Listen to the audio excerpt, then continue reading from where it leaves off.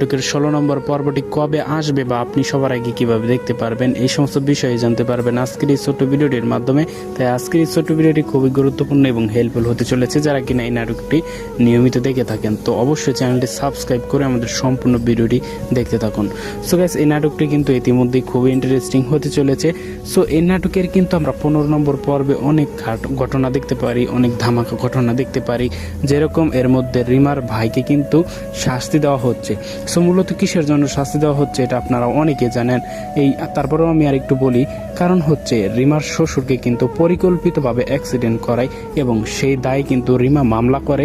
সেই মামলার জন্যই কিন্তু রিমার ভাইকে গ্রেপ্তার করা হয় এবং শেষ পর্যন্ত কিন্তু রিমার ভাইয়ের সাথে জড়িত আরেকজন যে ড্রাইভার ছিল মাইক্রোপ্রসেস, তাকেও কিন্তু শেষ পর্যন্ত গ্রেপ্তার করা হয় এবং রিমার ভাই কিন্তু জেলখানার মধ্যে থাকা অবস্থায় ওই ড্রাইভারকে কিন্তু বলছিল যে তুই কিন্তু কোর্টে গিয়ে আমার নামে কোনো দোষ দিবি না, তুই বলবি যে আমি সব কিছু করেছি, আমি পরিকল্পিতভাবে অ্যাক্সিডেন্টটা করেছি, আমার কোনো দোষ নেই।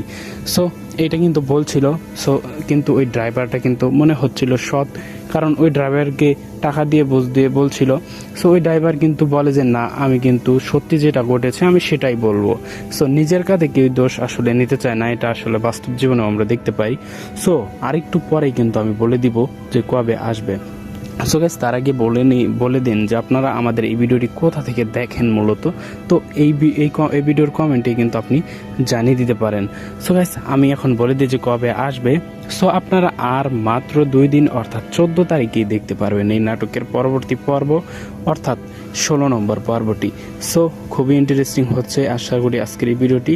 সো লাইক দিয়ে এবং আপনার মূল্যবান মতামত অবশ্যই কমেন্ট করে জানিয়ে দেবেন। দেখা হবে খুব শীঘ্রই অন্য কোনো ভিডিওতে। ততক্ষণে সবাই ভালো থাকবেন, সুস্থ থাকবেন। আসসালামু আলাইকুম।